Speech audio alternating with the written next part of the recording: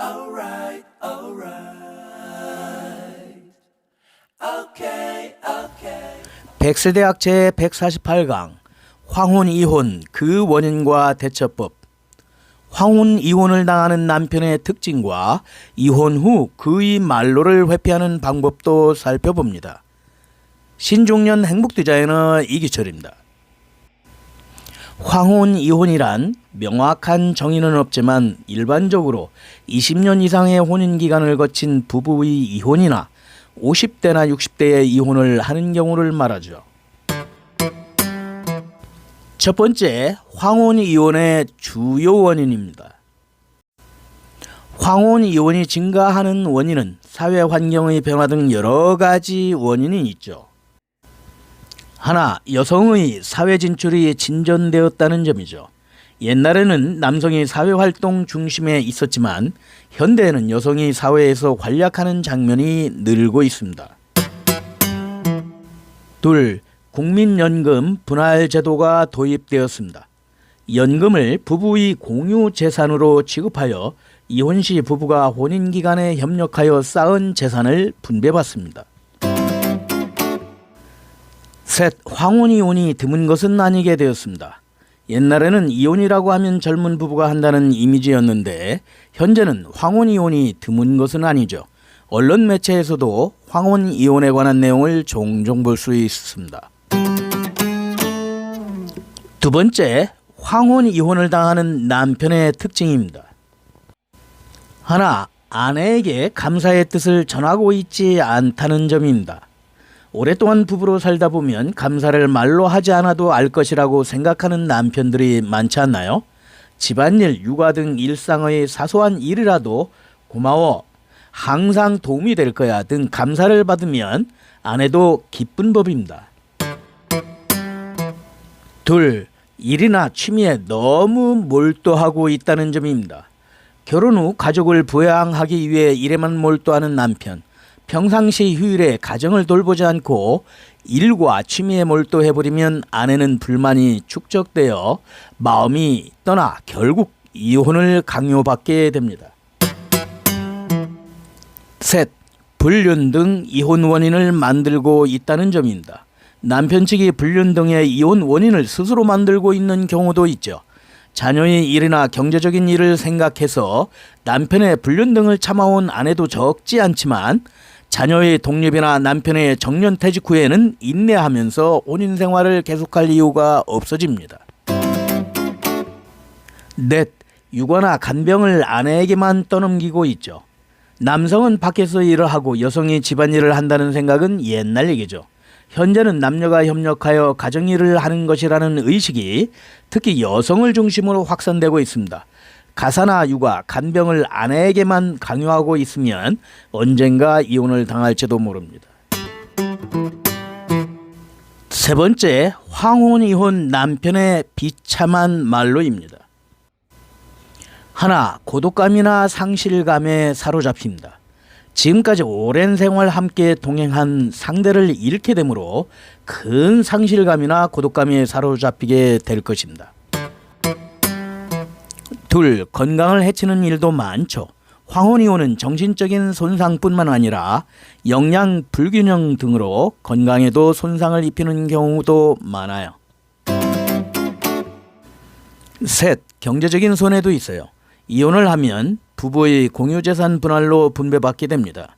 연금 분할, 위자료 청구, 자녀 양육비 등도 있을 것입니다. 나이가 들수록 취업은 어려워지기 때문에 생활에 어려움을 겪는 경우도 있답니다. 넷, 간호가 필요할 때 의지할 수 있는 사람이 없습니다. 황혼 이혼을 하면 질병이나 간병 등 자신의 몸에 무슨 일이 일어났을 때 의지할 수 있는 사람이 없어집니다. 네 번째, 황혼 이혼을 피하기 위해 남편이 할 수 있는 일입니다.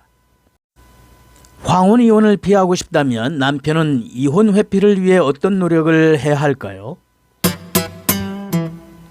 하나, 이혼 원인을 해소합니다.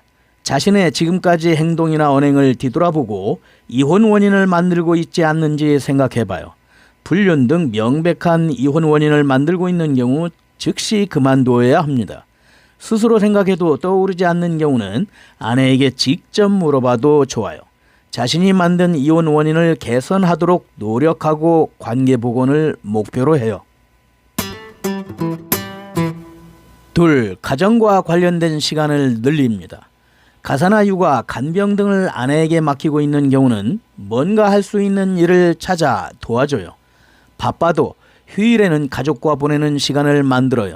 또 아내를 배려하고 감사를 전하는 등 마음의 관계를 늘리는 것도 중요합니다. 셋, 부부간의 소통을 늘립니다. 부부 생활이 길어지면서 말하지 않아도 알 수 있다고 생각해서 의사소통이 줄어버립니다. 아내가 내 말을 자르고 가사일 할 때마다 맨날 지적만 한다 등 아내를 탓하지 말고 스스로 소통하도록 노력합시다. 우선 평소에 감사의 마음을 전하는 등 애정 표현을 하는 것부터 시작해 보세요. 넷, 부부가 공통된 취미나 목표를 가집니다. 부부가 공통적인 취미나 목표를 가지면 자연스럽게 대화가 많아지고 함께 보내는 시간도 늘어나게 될 것입니다. 다섯 번째, 아내로부터 황혼 이혼을 요구받았을 때 대처법입니다. 아내가 황혼 이혼을 요구하면 어떻게 대처해야 할지 몰라서 혼란스러워하는 분들도 많을 거예요. 초조하고 감정적으로 되어버리는 것이 아니라 침착하게 대처하는 것이 중요합니다. 하나, 아내의 기분을 차분히 알아냅니다. 황혼 이혼을 피하려면 먼저 차분히 이혼 사유를 들어봅니다. 이혼 사유를 알면 개선하기 위한 노력을 할 수 있고 아내에게 이혼을 다시 생각하라고 제안하기 쉬워집니다. 둘, 납득하지 못하면 이혼에 응하지 않습니다. 아내에게 이혼 이유나 기분을 물어봤는데 납득할 수 없는 경우는 이혼에 응하지 않는 선택입니다. 당사자끼리 서로 이혼에 합의하지 않으면 이혼이 성립되지 않죠. 또한 법정 이혼 사유가 없는 경우 재판에서도 이혼은 인정되지 않습니다. 셋, 부부관계의 복원에 힘씁니다. 아내가 이혼을 결심하고 있다는 것은 부부관계가 파탄난 상태이죠. 자신이 변할 것을 각오한 후에 시간을 들여 부부관계 회복을 해나갑니다. 당장 관계 회복이 어렵겠지만 변해가는 모습을 보이면 아내의 신뢰와 애정을 되찾을 수도 있습니다. 넷, 가정 내 별거를 제한합니다. 부부관계 회복이 어렵다고 생각되는 경우도 이혼보다는 가정 내 별거 쪽이 피해가 적다고 봐요. 다양한 작용을 통해 부부관계가 복원될 가능성도 있습니다. 그러나 실제로 집을 따로따로 하는 별거로 해버리면 부부관계가 파탄난 것으로 판단되어 이혼 가능성이 높아지게 됩니다. 따라서 가능한 한 동거를 계속한 상태에서 아내의 부담을 줄일 수 있는 방법을 찾아야 한답니다. 다섯, 법정 이혼 사유가 있는 경우 변호사와 상의합니다. 이혼을 피하기 위해 변호사에게 의뢰하여 부부 원만 조정을 신청하는 방법도 있어요. 빠른 시일 내에 변호사와 상담하여 법적인 관점에서 대처하도록 합시다. 여섯 번째, 총결. 황혼 이혼의 남편의 특징은 아내에 대한 감사를 잊고 일이나 취미에 몰입하는 등 제 멋대로인 남편의 행동이나 언행 등이 공통점입니다. 황혼 이혼을 피하기 위해서는 남편이 지금까지 자신으로부터 변화하도록 노력하는 것이 가장 중요합니다.